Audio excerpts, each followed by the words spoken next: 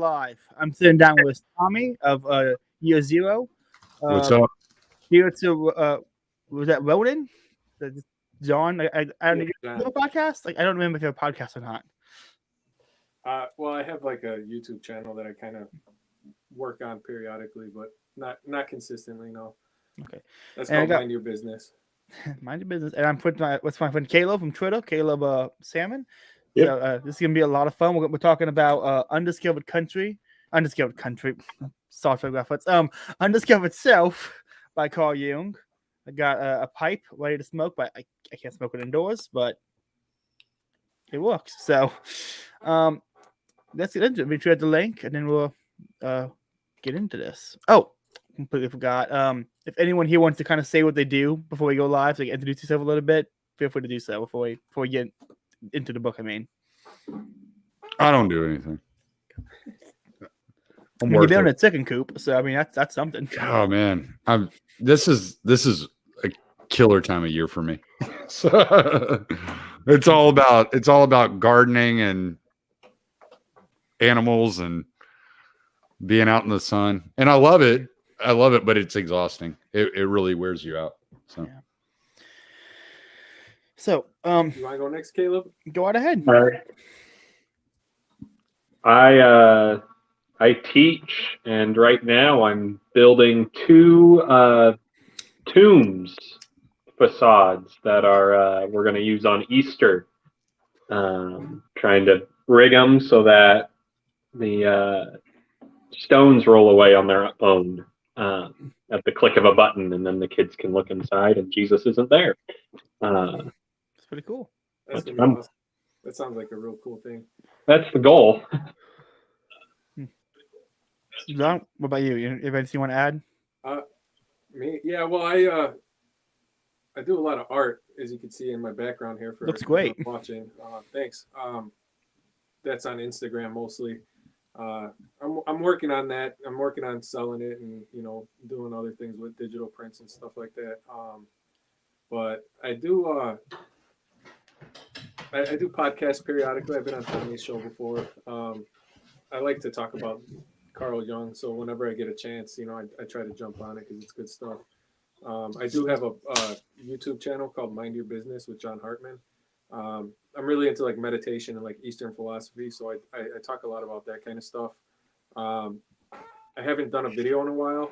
They're short videos, but I've been meaning to get back in that. I'm just I do so many things. I kind of focus on one thing right now, and then I'll get bored with it and I'll go focus on something else, and so there'll be more videos on that, but right now I'm really focusing on my art and getting that out there. Nice. Well, let's get into it. Undiscovered Self by Carl Jung. This is my first time reading a Jung book. I googled what would be a good book for beginners, and this book came up. Got it 2 months ago. Didn't get any of it. Put it down. Saw Caleb posted about it on Twitter, and decided, okay, this is my chance to do this book. So I tagged some people. We got this organized, and now we're doing it. So, anybody have any takeaways from the book in general before we kind of get into the specifics about it? I think that this book is so pertinent to what's been going on lately. I mean, and it's funny because the things that he talks about in this book, they're 1950s and even earlier, and it's still going on today. So that I think is pretty good, that everyone can actually read it and see that history is kind of repeating itself in a lot of ways. Yeah, I feel like he does touch on what a lot of what he touches on is relevant today. Also, it kind of gives you a different perspective of what it means. I felt reading it that if you didn't have a definition of the self, that you were going to be missing out on some of what he was talking about. And if you didn't understand, to me, it focuses a lot on the self and the shadow by his definitions of the self and shadow.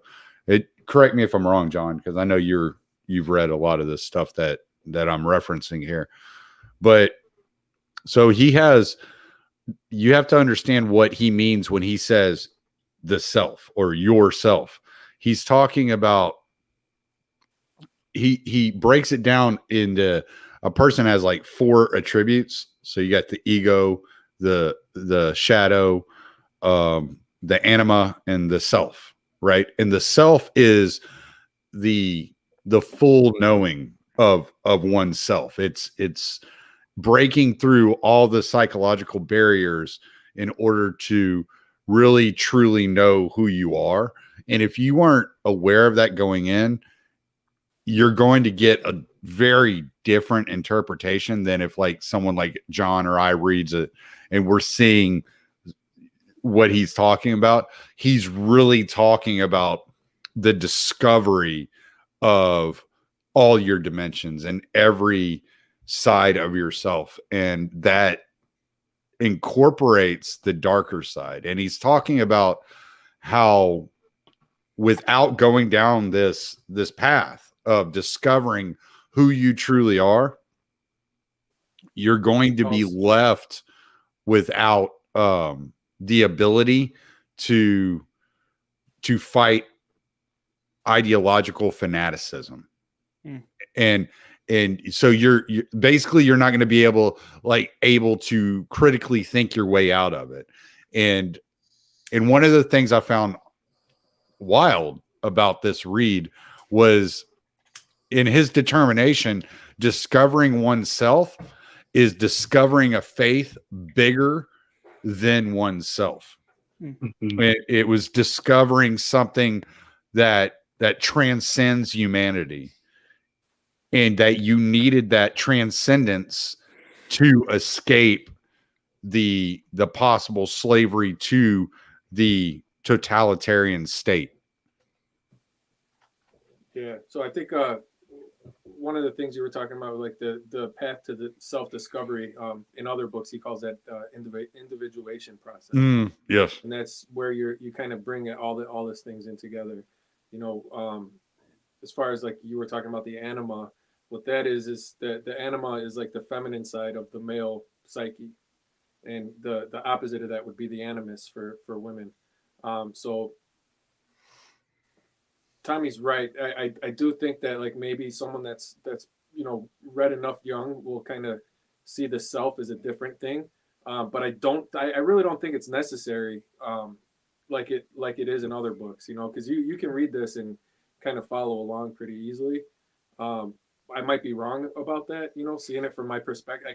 I can't look at it with any other perspective than my own. So I see where Tommy's saying, like, if you don't understand the self in previous or other writings of Jung, it's going to be it might go over your head. But I think this is short enough and it's succinct enough to really still get something from it. Like how he's talking about. I'll just read this real quick. It's the first first page, first couple sentences here. What will the future bring? From time immemorial, this question has occupied men's minds, though not always to the same degree. Historically, it is chiefly in times of physical, political, economic, and spiritual distress that men's eyes turn with anxious hope to the future, and when anticipations, utopias, and apocalyptic visions multiply.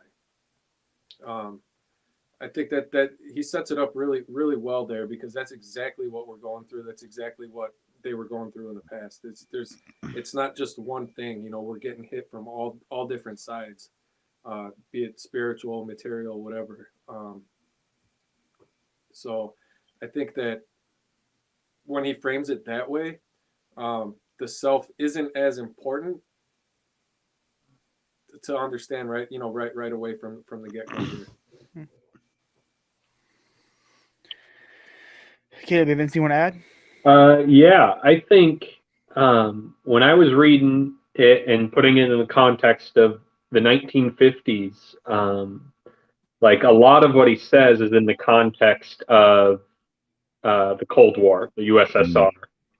Like that's the reality he's living in. I remember I read another book written in like 1980, and it said in the intro, it said that the reality of our lives is the first and second world.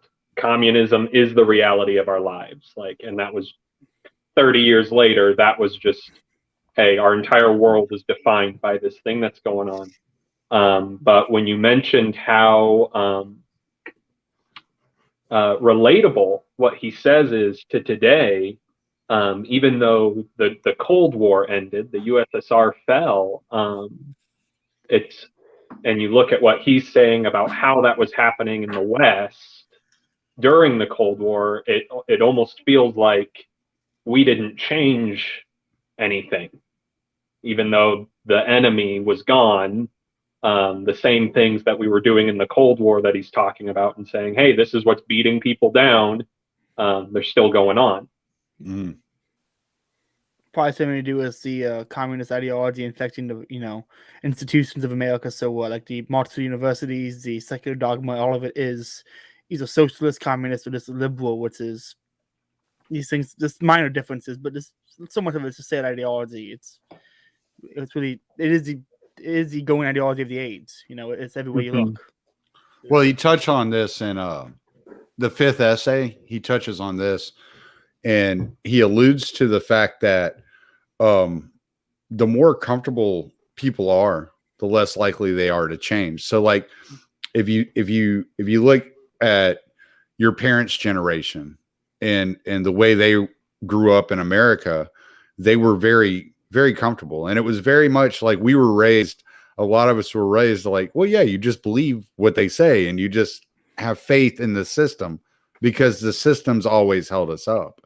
And so there's a type of cognitive dissonance, which in the words he uses, but there's a cognitive dissonance. And basically, if you really read closely, he's talking about mass formation psychosis in a lot of this book.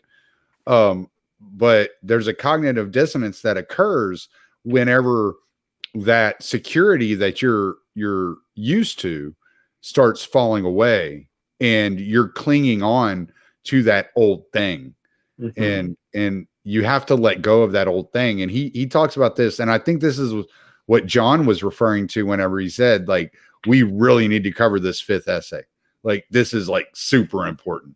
I don't know if I'm wrong there, John, but that's what I really got out of that fifth essay. It was like he was really like concentrated on like that thing of old that's so comfortable that you're so used to. It's not always going to be there, and you got to be aware, and you got to be able to have your eyes open enough to say, okay, like, we got to step back from this.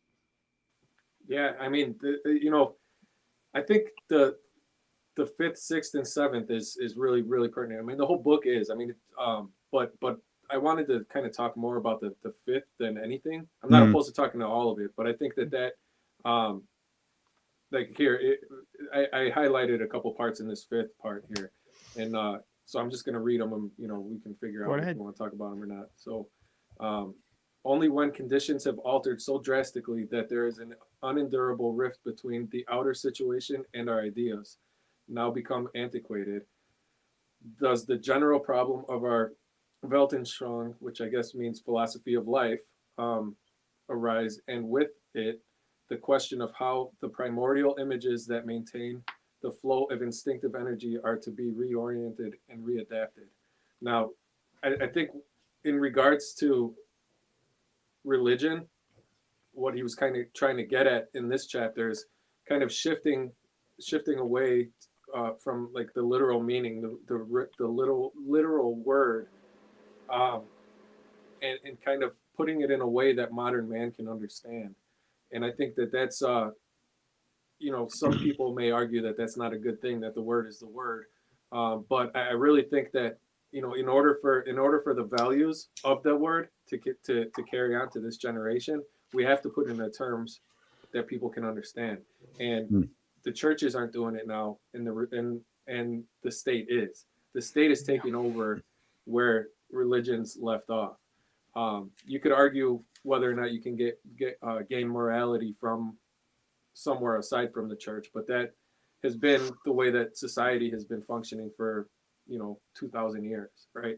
So we're seeing a shift now to the state, and as a result, people are starting to be less and less prone to the morality that was once, basically universal. Now, do you think? I think this is like kind of a reference to the consciousness of what's happening around you is diabolically opposed to the psyche. Like, I really feel like that's what he's really talking about, because there's this quote and where it says, modern man can know himself only insofar as he can become conscious of himself. His consciousness therefore orients itself chiefly by observing and investigating the world around him. So he's talking about how your psyche is operating within yourself with the world around you, and how you're intaking this. And there's a part of yourself, there's a part of your psyche that's so attached to what you believe is true, or what you quote unquote know is true, that when you see what's happening around you, you accept that 2 + 2 = 5, because it's much easier on your psyche and on you internally. And only those that have done the work are going to be those that are willing to point out the emperor has no clothes. Yeah. I will say I really throughout the entire book, he obviously makes it appears between how the state is a religion, the state is the new religion kind of saying, and even there's a quote about people maybe I might have inferred this, I might not have been saying this, but what I got out of it is people have been robbed of their belief in God, or robbed in religion through science. And the quote I read was, you can take away a man's gods, but only to give him others in return. Yeah, And that's that by it's a great quote. I read that. I had to pause. I was listening to it. I had to pause it, go back, get my notebook out, write that down, because I'm like, that is spot on. When you say science disproves religion, you have now made science the new religion for a lot of people. And it's like, well, if that beat this, I have to go there now. And that's just how that brain works. And it's when you was hearing that, kind of a lot of things, like the COVID was being crazy people. A lot of things kind of clicked. I'm like, I knew that, but hearing it in that way really kind of like clicked into space. I'm like, oh yeah, it really is, psychologically speaking, it's their religion. They've switched to this because it's what's being taught, what they're being preached to, and what's keeping them safe. And so it's really just become their new totality of their religion. Yeah, I think, I can't remember what page it was on or whatever, but he talks about how, he goes into depth about the mass man and what that entails, and how when society starts getting bigger and bigger, the individual matters less and less, and it becomes more of a statistic than what is a reality. So for instance, he talks about like how statistics can show you, like, for when you're trying to classify things, or you're trying to like kind of figure things out, statistics are a great thing, but they don't show you the reality. The two extremes aren't there, right? They cancel each other out, I think he says. Yeah. And then what you're being told is real. Like he talks about how, if you go and measure like a bunch of rocks. Yeah, he uses pebbles. Yeah, he said just because it's the average doesn't mean you're going to find one. Right. Yeah. Basically, and that's kind of what we're dealing with, as far as that goes, because people aren't really able, since they're not able to be individuals in the crowd, they're not mentally prepared to think outside of being in the crowd. So they're not meant to think about anything other than, okay, well, this is the direction everyone's going, so I'm just going to keep going that way. And that goes to what you were saying about how science kind of takes over, because we got into this mind frame that, the science says this, the science says that, and that's fine. We need science. You have to have knowledge and understanding. Yeah. You can't just live your life off of knowledge only. You have to be able to understand what that knowledge is, how to use it, and people are just kind of right now they're just going straight on autopilot, like following the crowd, and not being able to think for themselves in that regard. Well, Like so is many this? people. Oh, I'm sorry. I was just going to ask. Is that when he was? I'm trying to remember if that was the part where he was basically warning that all these frames of knowledge, whether it be religion or science, would become a creed, and to avoid the creed. I mean, really, is what I got out of it. Avoid becoming a creed, because like if you're adhering to the rules of man and just using the language of God, then all you have is a creed, and it's that like I said that earlier, that the transcendence that actually makes it a religion and a faith. Yeah, well, I think he kind of defines creed as just like I mean, you could talk about it as like even a political ideology, right? And like, and how you're just identifying as that, you know, you just go through the motions because that's what your creed says, versus your religion, where there's more to it. There's more. I can't remember the word he uses. I don't want to say ethereal because that wasn't the word he used, but something like that. There's an experience behind it, not Right. just a movement. Mm. I mean, this is some kid, but I was talking about in a group chat earlier was about you think about how does what was it? The majority of Jewish people are culturally Jewish, Mhm. right? There's more atheist Jews now than religious Jews, but the majority is cultural Jewish. And we started talking about like what is the numbers of like culturally Christian people? You know, for Catholics, who's the Catholics who only show up for the obligated masses and that's it? And like like Nancy Pelosi is obviously a cultural Catholic. She goes when she's supposed to go, but then she's evil outside the church.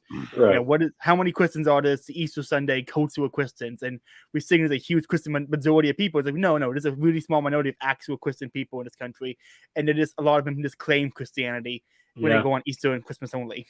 Well, that's that's a huge meme in modern society. We live in a Christian culture, right? Mm-hmm. Like I've heard conservatives say that thousands of times.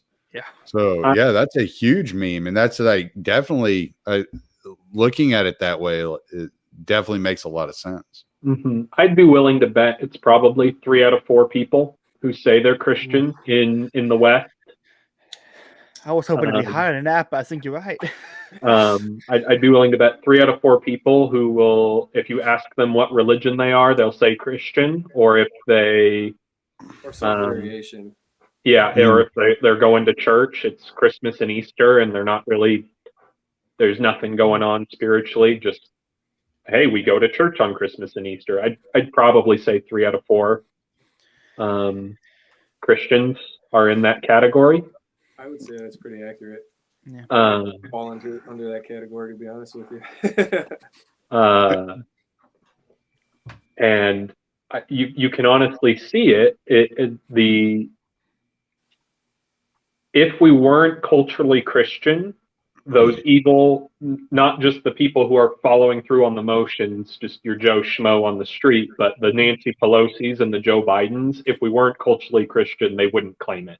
Yeah. For any reason. I think that is the number one evidence that America was ever what you would call a Christian nation, is that there are significant numbers of politicians who will still claim to be Christian for any perceived benefit, because these people are probably psychopaths who everything is a calculated decision. This is something Sam Harris was talking about. I know we don't like Sam Harris, but he made the point like Christianity has such a lasting impact that every politician feels the need to claim Christianity when they're obviously not Christian. Mm-hmm. I'm like, even if Sam Harris can say it, it's probably, it's not a bad claim because he gets a lot wrong, but every once in a while he stumbles across something that's actually pretty good. Yeah. Well, it's like when Trump was running, right? What do you say, the 2 Colossians or whatever it was? The 2 Corinthians or what? It's like, yeah, clearly you're only doing that to fucking get the Bible thumpers on your side. And that, but I mean, that's how they all are. That's Joe Biden does the same thing. They all do that, because they know that it's just another identifier. It's just another identity. Yep. It's a box to tick. In the second chapter, there's this really cool thing. It says, For in order to turn the individual into a function of the state, his dependence on anything beside the state must be taken from him. But religion means dependence on and submission to the irrational facts of experience. That's what I was talking about earlier. Mhm. It's the irrational facts. You know, it's the irrationality of religion that people don't like right now. And what the state does is they bang you over the head with trying to tell you like, well, no, you can't prove that. There's no rationality here. Therefore, it doesn't exist, and you should just disregard it. Mm. Yeah, it's spot on. One point I was going to make earlier was that we're talking about like when he opened the book talking about the sinking minority and the unsinking majority. Where it was like he said like we see because he said like 40% are sinking people in the West are not. And I was thinking about how so many people today. I have a friend who's still in high school, and he keeps failing tests because if he can't find a Quizlet, for those who don't know, Quizlet is an online website. You can go to type in whatever your class to do, and you can almost always find a test word for word exactly what they're going to be on. So here, just like do it home on laptops up with the test open, and his phone has the Quizlet, so you can just copy the answers. That's the only way to pass the test. And I was like, why don't you do this? He's like, I have access to all the knowledge of human history on my phone. Anywhere I go, I have access to everything. If I ever need it, I have it here. I was like, you have all this knowledge on your phone, you don't know jack shit. Like how many people just go through life saying, if I need to know something, I'll look it up in the spot, and they never actually learn anything, and they really they don't know anything. Yeah, and I mean that's kind of the way technology is kind of a double-edged sword, right? Because you can know more things, you can recall more facts and everything, but you're not. It's not coming from an understanding. I mean, anybody can read something and then just sound like they know what they're talking about. I mean, that's all I do. With the phone sitting there. That's what we all do, right? Well, we think in bullet points now. We don't think in complete thoughts. Right. Some of us are thinking tweets, 280K. I was just gonna say it's Twitter's fault. But yeah, that part that you were talking about, the 40%, I found it. If you want me to read it, I don't know. Oh, go ahead. So it says, everywhere in the West there are subversive minorities who, sheltered by our humanitarianism and our sense of justice, hold the incendiary torches ready, with nothing to stop the spread of their ideas except critical reason of a single, fairly intelligent, mentally stable stratum of the population. Nope, I think we lost him. Oh, we froze up. We lost Caleb and we lost John. Oh no! So it's you and me, buddy. Let's carry this podcast through. Oh, he's back. Oh. We lost you for like the entire part of your reading. Did you really? Yeah. Yeah. So should I start over then? Please. Everywhere in the West, there is a subversive minority. There are subversive minorities who, sheltered by our humanitarianism and our sense of justice, hold the incendiary torches ready, with nothing to stop the spread of their ideas except the critical reason of a single, fairly intelligent, mentally stable stratum of the population. One should not, however, overestimate the thickness of this stratum. It varies from country to country in accordance with national temperament. Also, it is regionally dependent on public education and is subject to the influence of acutely disturbing factors of a political and economic nature. Taking plebiscites as a criterion, one could, on an optimistic estimate, put its upper limit at about 40% of the electorate, or rather, a more pessimistic view would not be unjustified either, since the gift of reason and critical reflection is not one of man's outstanding peculiarities, and even where it exists, it proves to be wavering and inconsistent. The more so, as a rule, the bigger the political groups are. Do you think that 40% number is still accurate today, or do you think it's less? I'm very torn on that because there's access to Twitter and all this information. It's so much easier to have people questioning the narrative nowadays than ever before. But how many people actually question it, or they just buy into a new narrative? There's been one narrative people buy into. There's like two narratives: the counter narrative and regular narrative, and both of them are probably false. But everyone just buys into one or two. Like, is there more thinking people today, or less? You think? More or less thinking people. I don't know. About half the country doesn't vote, so maybe they're the smart ones. Because they're too busy thinking. They're like, huh, let me see. A person who sinks is nothing to think about except the socks they sink. I saw that on a TikTok, and I was dying of laughter the entire time. Well, I mean, I don't know. You're looking at a situation where, I don't know, 40%. I can't say that, like, I don't have the ability to say that we're not looking at a situation where this many people think. It's just, are you thinking with the right data? Are you utilizing the right data to come to your conclusions? And I think that's something that from chapter 2, he works his way up to, is whether or not is the way you find this data, where are you depending on getting your facts from, right? So again, I think one of the big underlying issues that he's talking about in this in this group of essays is mass formation psychosis. Yeah. And the inability of critical thought due to the lack of self-awareness. Mm-hmm. Yeah. And I'm going to kind of go along with that on another quote here, because I think that kind of ties it in a little bit. It's from chapter 2 as well. The individual is increasingly deprived of the moral decision as to how he should live his own life, and instead is ruled, fed, clothed, and educated as a social unit, accommodated in the appropriate housing unit, and amused in accordance with the standards that give pleasure and satisfaction to the masses. That's right what you said. It's again going back to being a number instead of being an individual, and that goes hand in hand with not being able to think and do the things that you need to do. And as a result of that, with all these people not thinking the way that they should, or trying to figure things out for the better of everyone, they're just kind of again going along with every single without question. Slavery and rebellion are inseparable correlates. Hence, rivalry for power and exaggerated distrust pervade the entire organism from top to bottom.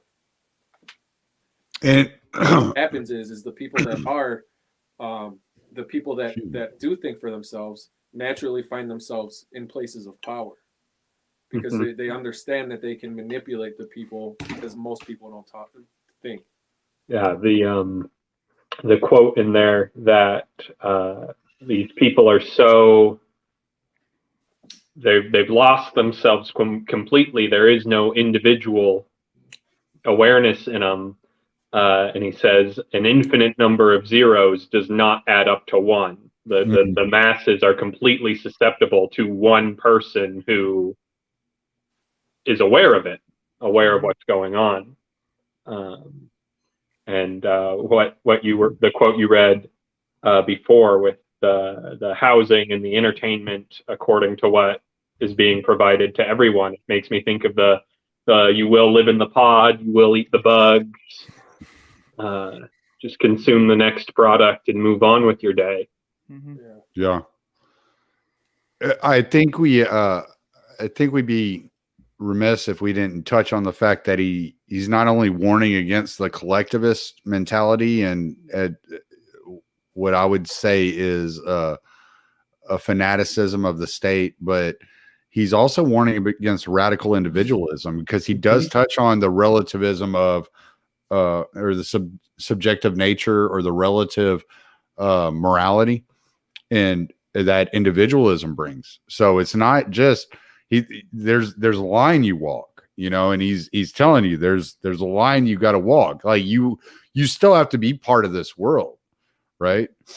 And so I really feel like what he's advocating is a smaller, decentralized community, tribal kind of element is what he's really trying to promote when you really dig into what he's saying here. Yeah, he talks about, exactly walking that line, and you have to kind of keep both things in mind. And you have to try to get as narrow as you can, in that direction as straight of a line as you can, because otherwise you're going to fall victim to either side. Mm. Mm-hmm. It's a lot of stuff. Like For I a very, said, man, for a very short book. I mean, it's like what? It's 102 pages, and it's Well, there's Yeah. just so much everywhere. I've never found somebody who writes in such a dense fashion, but can do it in such a way that it's intriguing. yeah. Yeah. Like it almost, the amount of information is like textbook level, but it's an interesting thing to read. It's not a textbook. And that sucks for me because I only ever graduated high school. I didn't do any other college after that, so it's like kind of struggle sometimes. I think that what he starts talking towards the end of how nothing has a more divisive and alienating effect upon society than this moral complacency and lack of responsibility, and nothing promotes understanding and rapprochement more than the mutual withdrawal of projections. So he talks a lot about how, like, you know, we find fault in other people. Everything else it's always someone else's fault. It's never our own. And it's because we're not taught to be individuals, and we're only taught to go ahead along with the herd, that we don't ever examine ourselves and be like, hey, you know, maybe I'm the problem. Maybe something I'm doing is wrong. You know, and in a world right now where information goes so fast and you can figure everything out so quickly, and it can happen on the other side of the world, and then within 10 minutes, the whole damn world knows about it. This is becoming more and more difficult for us to kind of, you know, wade through.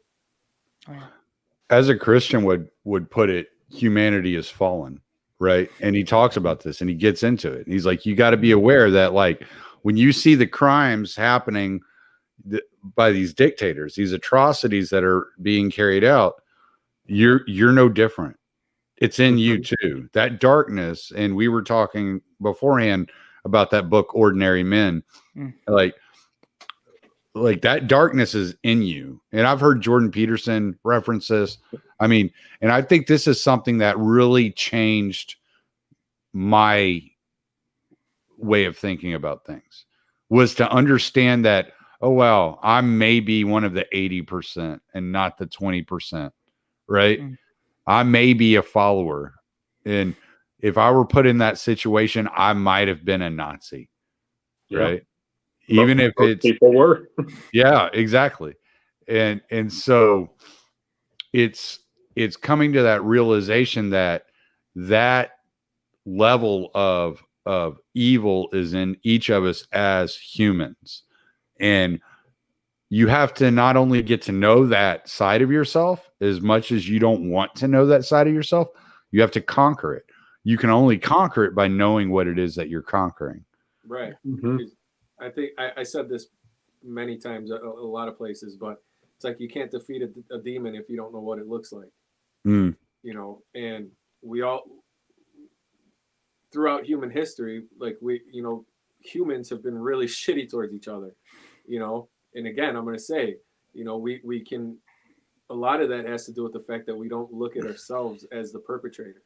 But we all have it, and we all do it in certain ways. Now, I think the more reflection you're able to put upon yourself, the less that goes away, the less you could kind of, I don't want to say, like, you know, wash your hands of it, because you know, the second you think that you're in the clear is when you're going to go right back into it, you know, because now you're looking at yourself like you're better than everyone, you know. So I think humility plays a big role in a lot of that stuff. You know, we have to look at, I mean, even people that we don't like, you know, politically or whatever, you know, the best thing we can do is try to have empathy with them, put ourselves in their shoes and see, okay, I'm not saying that everybody that we disagree with is right 100%, but I know damn right I'm not 100% right all the time either. So if I know that about myself, then obviously that's how it is with other people as well. But, you know, you're never going to do that. You're always going to look at someone else as the enemy. Someone else is the perpetrator of all the wrong, if you can't put yourself in their shoes. Because maybe they're not doing something to be evil so much as they're doing something to protect themselves, or as a reaction to something that they've seen or been a part of. One of the ways I always try to like think about it is, have I ever done something in my life that if I would have seen someone else do, I would have disliked them immediately? Unequivocally, yes. Really? You know, I don't know a single person that hasn't committed some act that if they would have seen another person do, they would have been like, fuck that dude. And if you meet anyone that says that's never happened to them, they're a liar. Yeah. C.S. Lewis talks about that.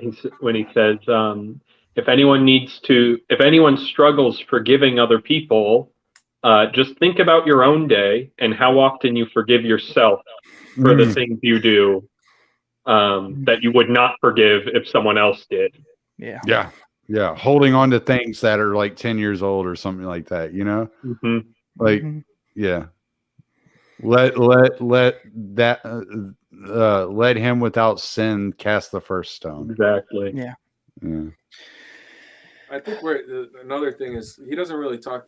He kind of like dips his toe in it, but doesn't really say it about like the collective unconscious and how we're all kind of part of this. Like it's in the back of our heads. Like you don't even think about the things that everybody else is thinking about. It's almost like we're connected, you know, electrically or something, that we all just have a feeling of something, but we don't even think about it.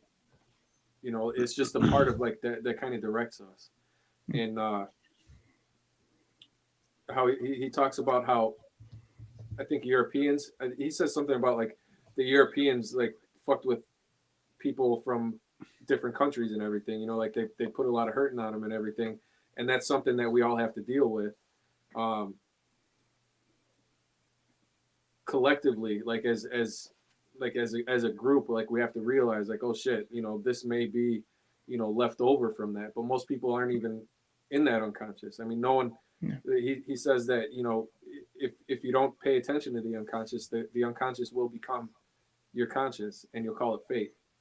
You know, what we're doing now is we're kind of sweeping a lot of that uncomfortable type of shit under the rug so that we can try to move forward. But the only way we can actually move forward is by pulling that stuff up out of the rug and dealing with it, which is kind of like, you know, what we've been dealing with. You know, I'm not going to say that I think that, you know, we've been dealing with it correctly.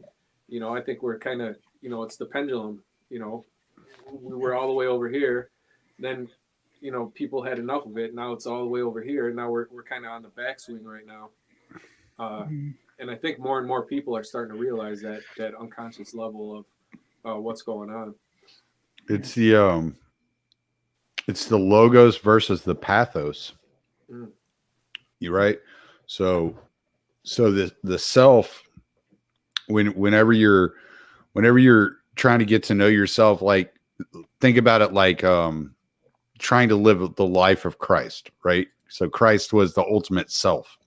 So, and the pathos would be the pathological side. So what you're experiencing is the Christ and the Antichrist, right? So you got to, and there are some people, and I'm not saying this is necessarily right, but I talk to a lot of people that think this way. There are some people that believe that there cannot be a Christ without an Antichrist, right? That one can't exist without the other.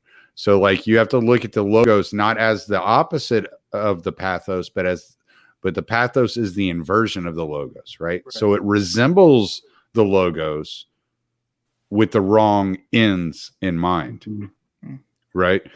And so, and I think this is where people get like tongue-tied on religion, is they think inversion means opposite, and it's not. Like the inversion of Christ would be the Antichrist. It wouldn't be the opposite. It would resemble Christ, but it would be leading you to the wrong ends. And so you have to be very careful with the pathological, right? Because logos is in the word pathological. So it's taking part of the logos and it's twisting it and inverting it to lead you to the wrong ends. And I really think that's what he's really trying to encompass in this work. Yeah. Yeah. Does anybody want to talk about the last little bit of it? He talked about modern art, how it is an No. affront. No, I'm just playing. It's like, oh man, it's a great part of it. Actually, I'm really excited to hear John talk about this because he is an artist. Me too. I was really looking forward to that because I've been listening to a lot of Roger Scruton on beauty and objective beauty, and he does a whole in his documentary. He goes to a modern art museum and just like interviews a guy who literally has a can of shit on display. And he just starts like roasting the guy to his face about it. And I was I was cleaning my room up, looking stuff, and he brought up modern art, and I snapped back immediately. Like, okay, sit back down, get my notes open. I want to hear this part because it immediately was all great. But before I say what I want to say about John, if anything you want to say about the modern art part of the book? Yeah, so he talks about how like we're trying to like reframe what beauty is, right? We're trying to reframe it's going from like objective to subjective, you know, and I feel like with art it's kind of hard. Like I get it, you know, like you have like cathedrals and you have like these beautiful stained glass windows and you have like all the paintings and everything, and like that was what beauty was. That's what art was, you know. As time progresses, you know, we have so many other things available to us that I'm not I kind of like I was struggling reading this because I'm like, he's kind of shitting on it. He's shitting on modern art, but in the same respect, it's like, well, you know, subjectivity matters too, right? Yeah. And I just feel like I don't know what to say about that really. I think that I feel like it's not always subjective. It's subjective through the right lens, you know. Like for instance, if I'm going to see any of these behind me, like I can tell you exactly what they mean. There's meaning behind them. They don't look like, you know, the art of like, you know, the churches and all that kind of stuff. But there's a meaning behind it. Yeah. You know, on everything. Like and definitely a beauty. Right, I mean, they look great. This is it's the serpent god of the Mayans, Kukulkan. You know, and then there's a medicine wheel next to it, and you know he's protecting the world from the coronal mass injections that are coming out. You know, and that could be interpreted as evil. You know, so I think where modern art has a benefit is that if you're able to explain it, if you're able to talk to the actual person, and it has some meaning. I mean, if you just shit in a can and call that art, that's not fucking art. I'm sorry, it's not. You know, but I'm not trying to toot my own horn, but you know, like the stuff that I do, it does have meaning to it. A lot of it there's more of it than just these behind me, but you know, a lot of it does have like a spiritual meaning. I did one that was, Tommy, I think you've seen it, the Golgotha one that I did. Yeah, I don't know if I've seen that one. I've seen your the one you did, the Garden of Eden, which was just amazing. Oh yeah, that was that one was pretty cool. But like, you know, the thing about it is like you really got to understand stuff. For, you know, there's this one like directly behind me that was just bullshit. You know, this one right here, I was just having fun with that one. You know, it just came out like that. But you know, obviously art is I don't care where it is. Art is subjective, in my opinion.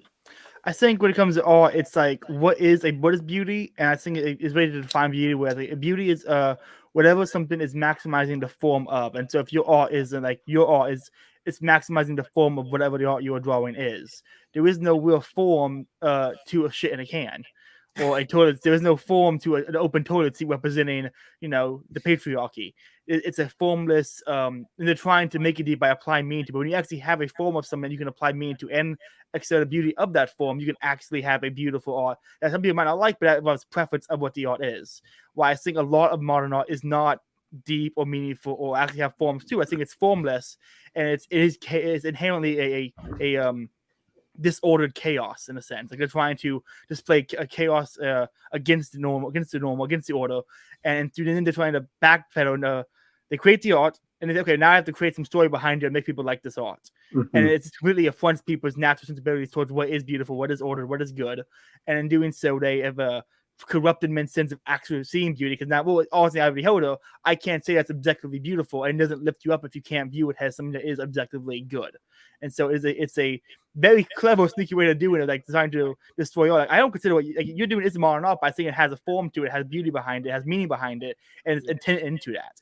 But with a lot of modern, it's they put the cart before the horse. They make it and they back for a story behind it to justify the price and why so many people love it. But yeah, I think anytime somebody's putting together art, I'm sorry, this is kind of like personal to me because I write and I do poetry. I write poetry and I do all this stuff. So you're always trying to find the archetypical story. Mm-hmm. And even John, you can look at his paintings. You can tell he's trying to get to the core of something. Yes. But if there's a box with a white dot on it, they're not after anything. They're not trying to encompass anything. It's just a box with a white dot on it. If there's a nude chick sitting in like surrounded by ropes in the middle of an art museum, what is she trying to get to the bottom of? What is she trying to encompass and or embody? Nothing. It's just some nude chick sitting there, right? Yeah. And so I think what you're describing, or what is commonly described as modern art, would be better described as postmodern art. Yeah, I think you're right. Yeah, I kind of got into art. Like, it's just something that I did for, when I was in high school, when I was, after high school and everything, but I never really took it seriously. Then once the pandemic started, I started painting a lot and doing that kind of thing. And I think, so I don't really have like an art background per se. I'm a plumber. That's what I do for a living, That's just shit right there behind him. He was just like, I saw this in a toilet earlier. I don't know. I don't know why you like it. So like but I when I think modern art, I think it kind of more or less like what you just said. It's postmodern art. It's like not, because I mean, even like I don't know, Andy Warhol would be considered what he would be considered, but like there's some beauty to his stuff. Yeah. There's some beauty to, I mean, any kind of art really, but when you do it for like a shock value kind of thing, that's where or like it's a political commentary that you have to explain to people in order for them to get it, because a lot of that shit, no one's looking at it and be like, oh, that's what this means. Just like mine, until you hear the actual story behind it, that's when it's going to put meaning behind it. With my stuff is like, I want the senses, I want the bright colors, I want you to be able to see, look at it and see something different every time, and I think there is a feeling that people do get when they look at my art, because I put something into it, not just because it's just shapes on a paper. It makes me think. I'm a movie guy more than a painting or poetry guy. So I think of movies. You look at how they made Frozen and Frozen 2. Most popular Disney movies of all time, allegedly. They wrote the Frozen. That was Frozen was that movie where the plane crashed and they ate each other. I wish that would have been so much better. Well, my daughters are going to be mad at you, Tommy. No, I watched the making of both of those movies, the behind the scenes and everything, and they wrote the songs before anything. On both of them? Yeah. Oh, really? So they wrote the songs and then built the whole movie, the whole story around the songs. Especially for Frozen 2, they almost, like, the main song that everyone loves from it, Show Yourself, they almost had to cut from the movie because they couldn't figure out how to make it fit in the story that they were writing around the other song that they wrote for it. And I think that's kind of what Caleb was talking about. They're putting the cart before the horse. They're making this, hey, here's our product. Here's what we're selling. This is what is going to make people come to this and get stuck in their heads. Now we have to pad around it. And I just watched, in my class, I teach middle school, we watched Sleeping Beauty, the old one. And I was watching it and I'm like, this is a fantastic movie. And I could watch that movie over and over and over again. because of there's the themes behind it. It's a story. It means something. Jordan Peterson does a breakdown on Frozen, and he's like, you watch this story and things just come out of nowhere for a shock value. There's not an archetype behind what's happening. It's just it's shock and awe storytelling is what I call it. Because I mean, in my opinion, creativity is a godly attribute. That we look in Scripture, God is creative, Satan is corrupting. He can twist things, but he never makes anything. And so when people lose that creativity, that's a divine quality that God put in us, but we can cut ourselves off from God, cut ourselves off from that goodness, those good qualities, and we end up going just with, okay, how can I shock people? How depraved can I make something to just freak them out, or flashy or whatever, instead of what's a new way I can present something. And you know, there's kind of room for both. You know, because like Tommy was talking about, like the you know, the inversion of things. Right. It's not two separate things. It's the same thing looked at from a different perspective a lot of times. And just like you were talking about with the Jesus and the Antichrist, you know, it's good is not the lack of evil, right? It's the alternative. It's the flip side of the coin. Now, I don't know how I feel about that though, you know, because I think sometimes it would be much easier to just be like, yeah, this is good and this is bad, and good is the lack of bad, and vice versa, you know. I think the more you start thinking about that, you know, the harder that that is to deal with. That line blurs. Yeah. Where are you walking that line? It's like, just think about your own life. The way I look at it is that's the way I look at it. I think about my own life and the things that I've tried to do for good that have turned bad. And it's like, oh man, that really seemed like a good idea. I really thought I was doing the right thing. You know, the road to hell is paved with good intentions type of deal. And it flips around on you. And you realize that just because your end goal was a specific thing, you went a quarter millimeter off the beaten path, but that quarter millimeter a mile down the road is 20 foot wide. You know, it's suddenly you're looking at a situation and you're like, oh shit, now what? This isn't where I wanted to be. How did I get here? And you're trying to backtrack, trying to figure things out. And that's kind of the way I look at the Christ and the Antichrist. It looks right. It sounds right. It feels right. And then you get to the end goal and you're like, wait a second. And it feels like that's what happened. I mean, just take progressivism, for instance. If you look at the stated goals of a progressive, if you talk to, like, let's say a Kyle Kalinske or someone like that, like, you're never going to get the idea that of what we have today. But for some reason, they just keep ignoring what's going on today. And it's like, okay, when are you going to admit that taking this path in this direction has gone off the rails? Yeah. You know? Because I think someone like that, like, I disagree with him on so much, but I watch him because I think he's trying to be honest. Right? Yeah. So yeah. And it's like, okay, when you look at these guys, why are you so focused on Alex Jones? And there's so much crap going on with people in power. Like, this guy has no power. Like, what is happening? And I see it with the Libertarian Party. I see it a lot with the Libertarian Party, or people that call themselves libertarians.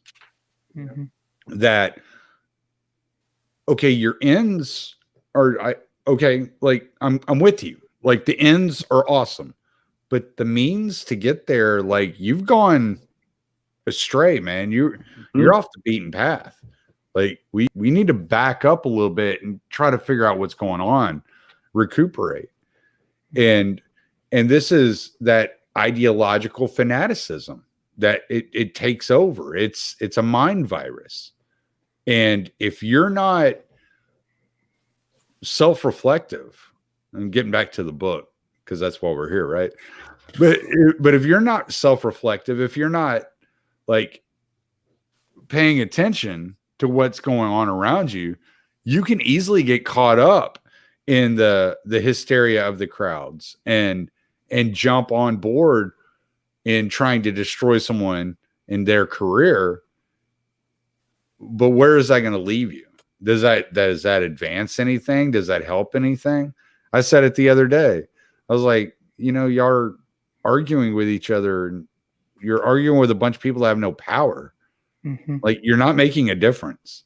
If anything, you're making it easier to be defeated because you're weakening every aspect of anything that wants liberty or anybody that wants liberty.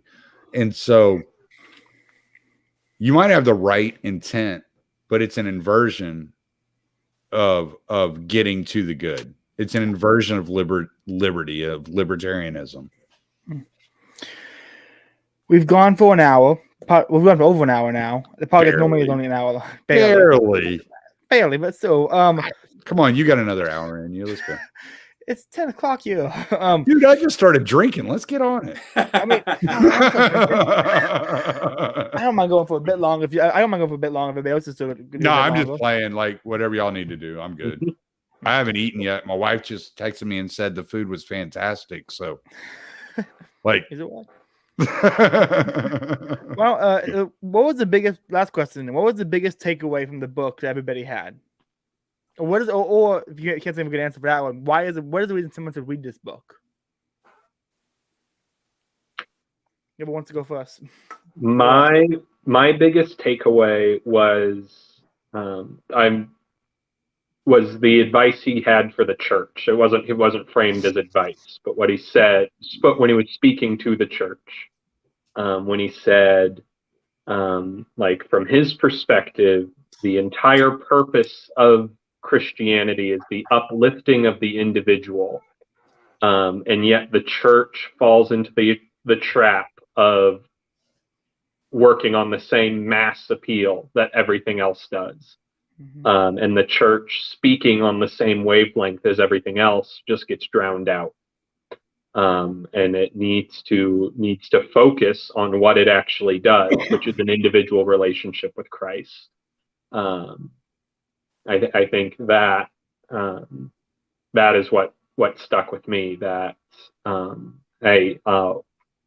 you save one soul at a time, basically, or God saves one soul at a time.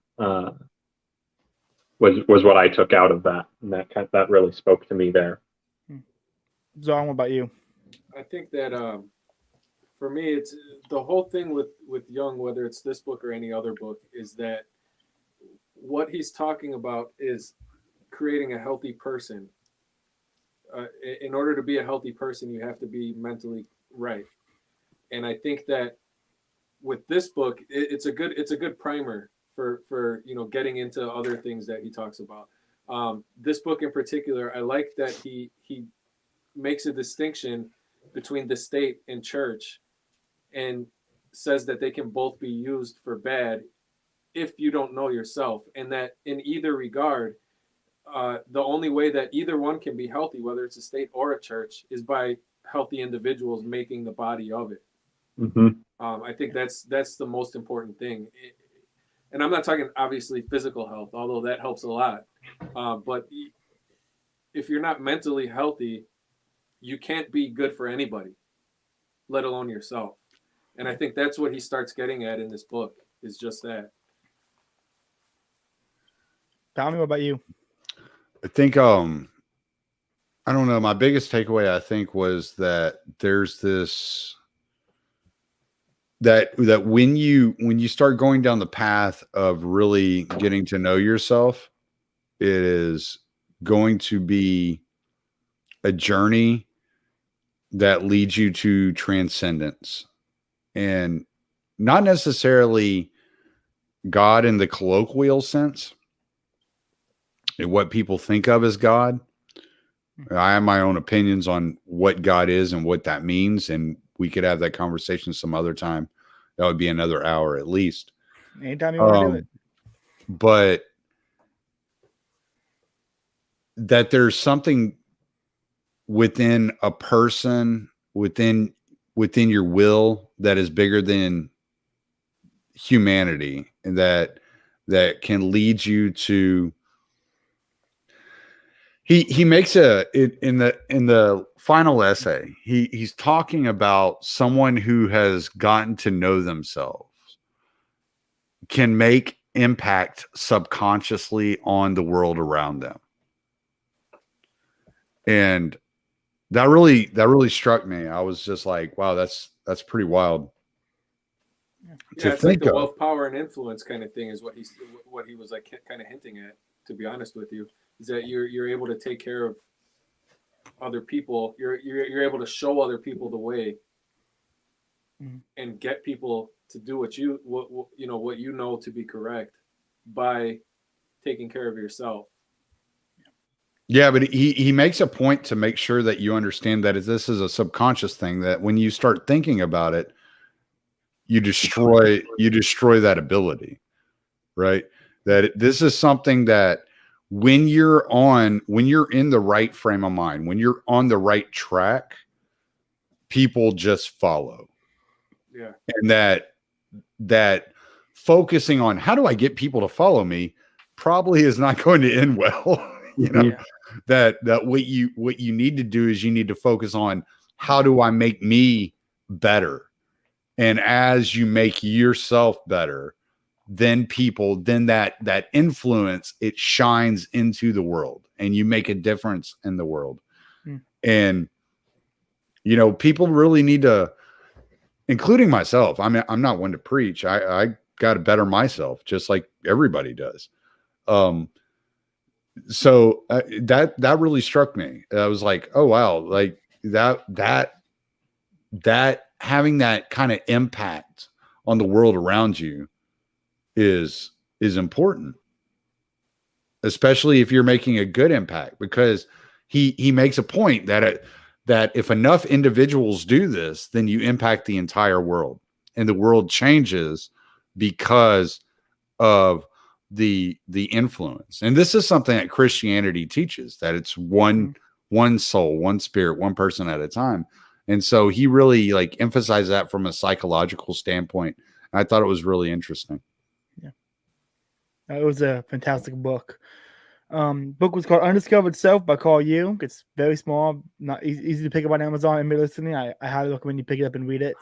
Before I wrap up, certainly doesn't sound small listening to us. No. But before we wrap, let's give our plugs. Tommy, where can people find you at? That would be the libertarianinstitute.org/year-0/. You got to have that / at the end. I don't know what Harley did, but I got to have a / at the end there. So libertarianinstitute.org/year-0/. Got it. Caleb, what's your plugs? At Caleb_Salmon on Twitter. That's it. You guys start doing more.